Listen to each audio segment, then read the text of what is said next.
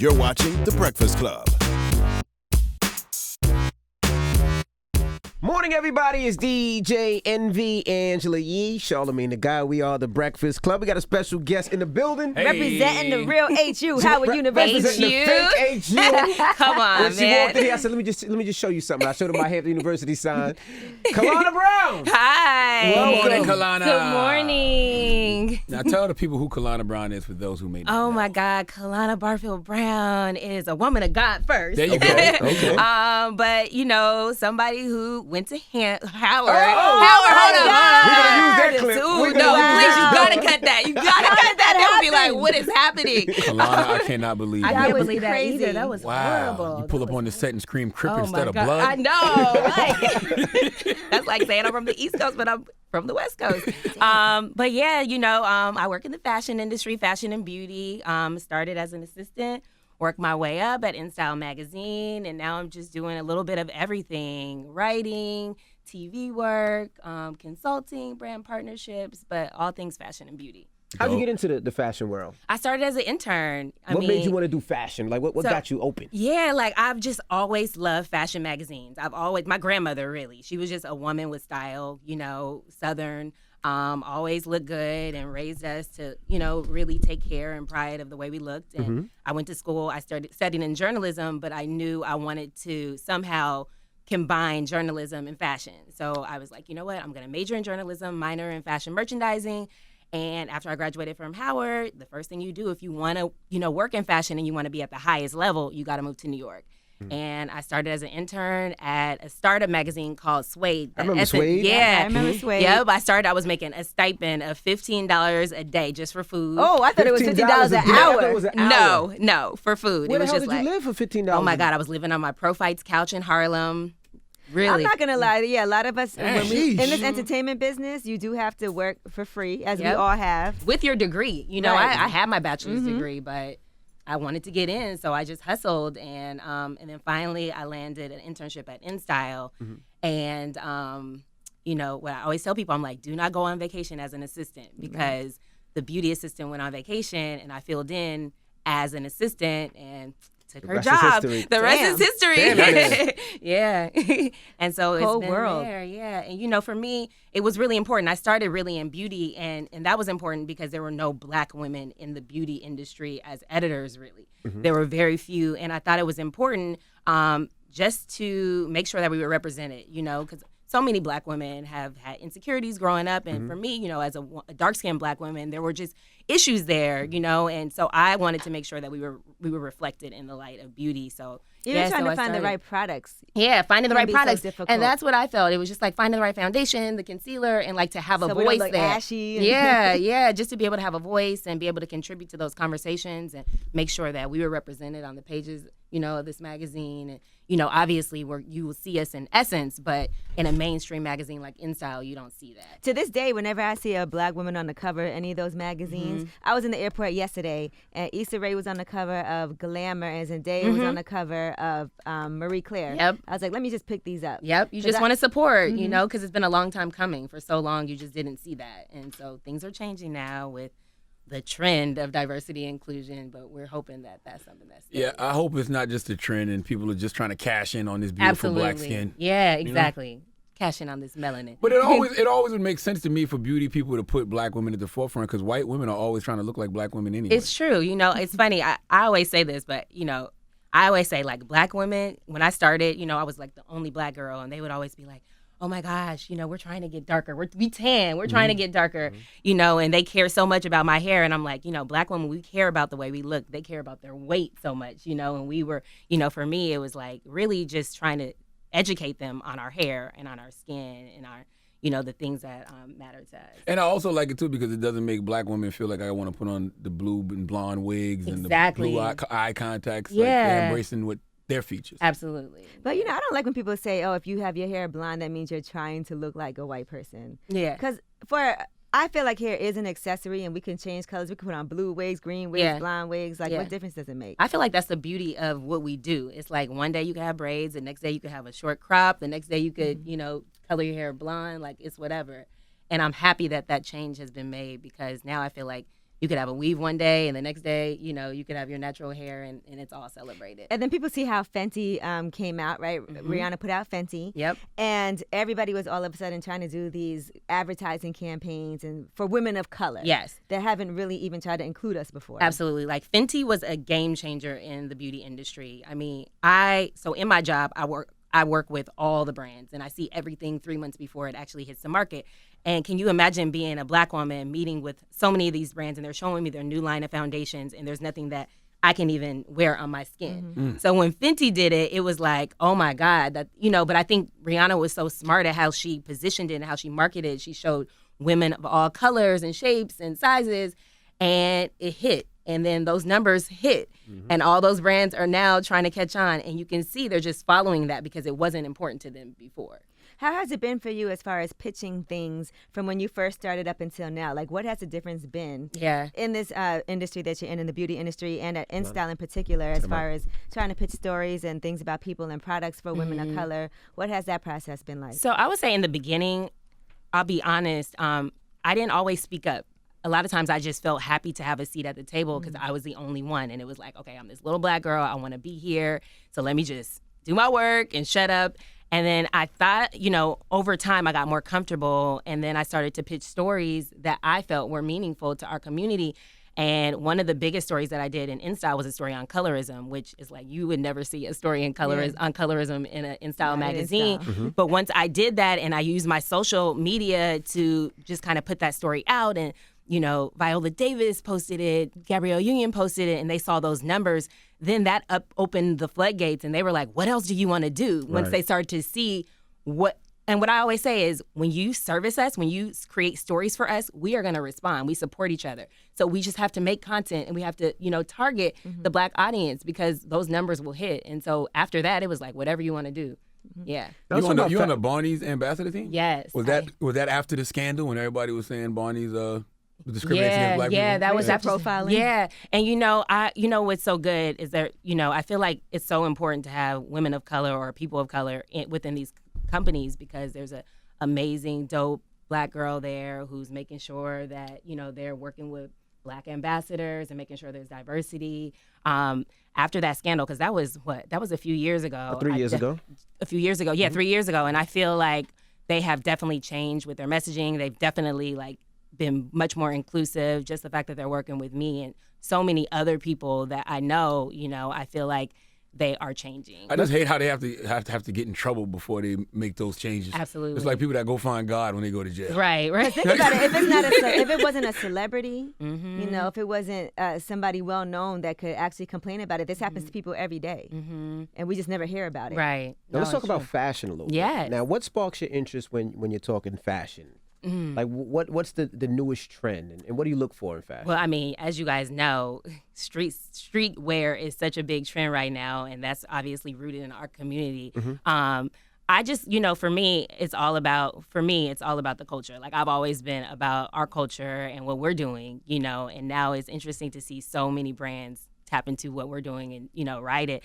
Especially these luxury brands, and marking up these prices, and we can't even afford it. No, they're high. Prices are high. The prices are high. So, I love to support brands. Like, I love Jerry Lorenzo with Fear of God, and I love that he's doing the Essentials line, because that's, nothing in that line is over $200, so it's affordable. But there's so many dope, designers. I love Amiri. Amiri is my Amiri, yes. Mike Amiri. And you know why I like Amiri? And because this is what he does, and I appreciate that so much. He hits a lot of people that wear his stuff, celebrities and non-celebrities. And if he sees you, he'll send you a box of clothes just to say thank you for wearing it. Yeah. And I was like, a lot of people don't do that. They just take out money, but don't necessarily say, okay, well, here's a bone. You know what I mean? Exactly. And he did that, and I respect that. And I love him. Now, at one time, it seemed like they were, I guess fashion was going a little female-ish. Men were wearing blouses, and a lot of the clothes, you would see blouses, you would see dresses. Sheer shirts. You had one on. Yeah. I did not have a sheer shirt. You had a sheer see-through It was shirt. not a sheer Did you shirt. have on a black sheer shirt? I remember that. We saw your nipples. I felt uncomfortable. It You was had a the sweater. nipples out? It was a Balmain sweater that, was a little stretchy. He had the top down. You know what it was a Balmain sweater Okay. that was dressy. Okay. They have They no don't style. get it. They have no style. I feel you. But when it went there, why was that so popular? I think it's, it's like this ever-changing thing where people are trying to be different. Because I feel like right now there's a shift where it's all about, it's more masculine, I feel like women, I'm more oversized. Everything's oversized. You're going to see that for fall. Everything is about wearing, like, I shop in the men's section. I always have. But nice jacket, by the way. Thank you, men's, That's an expensive piece right there. Yeah, so, Don't get her robbed, bro. It really is Don't get her robbed. Don't get me robbed outside the Breakfast Club. You see the G's? But yeah, no, I feel like that shift has happened where now it's all about like girls wearing guys' clothes and like oversized. But I feel like it's an ever-changing thing. Next season will be something I like the 90s baggy look on women. I don't like it on guys. Yeah. You don't need to bring that back. Let that die. Right. And men are wearing like the long T-shirts. Yeah, They've been doing that for looking a while like now. a nightgown. Yeah. What trends have you hated as of recently that you've been like, this got to go away? Ooh, kitten heels. I'll never like my kitten heels. God. I'm not gonna lie. I was just looking at a magazine yesterday, and it says what's in right Did you try kitten now. heels recently or something? It's kitten heels. Back in the day, I took a picture of a woman's shoe. Was it a kitten heel? Were you in the shoe? I was like, mean shoe game. And all my homegirls was like, nigga, please. Right. I would never. I feel like you either got to be flat or tall. Yeah. There's no in between. Me too. That's exactly how I say. I'm like, there's no middle. It's either a flat shoe, it's a sneaker, or it's a heel. Right. But no Wait a in minute. between, because that is not the look. What girl did you take a picture with that was wearing a kitten heel, bro? A girl I used to deal with way back in the day. Way, Like 20 years ago? That I was like, shoe game mean. Over a decade. About a decade. I'm playing shoe game mean. Where was he from? Wait, they didn't have Instagram 10 years ago. It couldn't have been 10 years All ago. right, I'm just curious. All right, I'm sorry. Good. All right, so kitten heels is always a knot. Yeah, that's a knot. What else? Ooh, what else? I'm not someone who also, I don't really like the tight and tight. So I like to play with proportion. Yeah, balance. So if you're going to go tight on the bottom, do fitted on the top or vice versa. But when it's just like all tight, I don't really like that. I'm also not the biggest like platform shoe trend where it's like super platform in the front. Like the sneakers sneakers on. No, I like hers. I like hers. I'm talking about the heels because to me they look like stripper shoes. Okay, I'm not gonna lie. I like shoes that look like stripper shoes sometimes, and the reason I like the platforms is because it's more comfortable. It definitely is more comfortable. So it'll give you that height, but it's not as uncomfortable as something that like doesn't have that platform. Yeah. So. What about matching? Like Gucci, can you wear Gucci with Fendi or no? I see people doing that. I don't. I don't do it. It's a no for me. I also don't like when people wear all head to toe labels. Yeah, it's like pick one. Yeah, and just do that one. That's exactly But also just head to toe, like the hat, the jacket, the pants, the socks, the sneakers, the bag, doing the most, the belt. Yes. Sometimes it look dope. Man. Gucci Mane does that a lot. Sometimes it look dope though. Sometimes I do think it's individual though. Like there's certain people that can pull things off. I always say like Andre 3000. Like he's my style icon because he can only be. Nobody can be him. Nobody can duplicate his style. It's just him. Because sometimes people be looking like scammers to me when they do that. Yeah. I'd be like, is that scammers? I do. When I see the labels from head to toe, I'd be like, They stole that. Yeah. And there's a lot of fake stuff too, because sometimes I look at that stuff and I'm like, nah, that hoodie is $5,000. And right. pants You is got that from $3,000. Canal Street. You got that from Canal. Now, who's your fashion icon female? You said under 3,000 as far as men. So Riri. It has to be like Riri. I love her just because, again, I feel like nobody can be her. She can wear things that nobody else can wear and she just pulls it off. And she has, I feel like, genuine. It's her body too, though. Yeah, she has a great body. She just wears things so well, and I just feel like she looks unique, and she just has it. It's just natural for her. I also love Tracee Ellis Ross. Oh, yeah. I think she's dope. I think she has great style, and she has a great body, too. And she knows how to dress for her body, and I think that's, like, a big thing, just knowing what works for you. What about Kanye? His style. You know what? His line of clothes that I feel is overpriced for some. I mean, honestly, I do think Kanye has great style. Like, I love his style. What about the red MAGA hat? I'm taking the whole break right now, and I was like Team Yeezy, like all the Calabasas stuff, all the shoes, but I'm taking a break right now. What about the slides that were too small? Yeah, is that really no, what's in? no, I don't know what that's about. Japanese fashion. Yeah, I don't know For what those that's who about. don't know. What's that in-style closet like? Because I have to imagine that there's a lot of perks there are that come at your job. Yes, there are. So when it comes to beauty, that's really where the perks are, because when you get sent hair and makeup products, they don't expect you to send those things back. It's like yours. So the beauty closet looks like Sephora. But the fashion closet, those are samples. So you're borrowing it from the designers for your shoots, and then after that, you have to send it back. You could wear it too, though. You could be like, I got an event. Yeah, you could be like, I'm going out tonight. I'll bring it it back back tomorrow. Yeah. So you don't really need to buy anything ever. Well, I do, because I'm a real fashion girl, and I want to own everything. That's my thing. It's like, I don't want to just wear something once. I want to have expensive. It. Like, it is. Because some things you could only wear once. There are. And that's why, like, I learned, too, because early on in my career, I was like, I have to have everything, and I was chasing all the trends. And then I learned, like, you wear it one season, and then, you know, you spend all this money, and you can't wear it again. So I learned to, like, invest in like neutrals. Right. So like blazers classic and black pieces. Classic pieces and all the other stuff. Like, don't spend too much money on it, because especially in this age of Instagram, like take a picture. Accessories. Yeah, just dress around with accessories, but like invest on the staples. What was your biggest splurge in fashion? Ooh, my biggest splurge was this Gucci skirt that I bought for my birthday, and I went in there and I spent like $3,500, and I was like unassisted. So on that was skirt? Like on a skirt. Was it a long skirt with the G's on it? No, it was like it stopped at the knees, and it like poofed out, and it was like a couture piece. And I thought I was doing it, but what I spent like it was gray, like a dark gray. $100. And that was like my whole check, like, or two. I remember that one. They had that in white too. Yeah. What was your biggest splurge? My biggest splurge? It had to probably be a bag, because I feel like I don't spend as much on clothing as I do on like accessories. Yeah. So wait, hold on. Let me ask you in Charlemagne. It probably would have been that little LED Chanel bag, like that, right? Chanel across it and all that. I mean, that was like my early on big splurge. I've spent more since then, and usually it's always on bags. Yeah, but you're talking about proportionately to your check. Right, exactly. Exactly. Charlemagne, what was your biggest splurge that you didn't take back?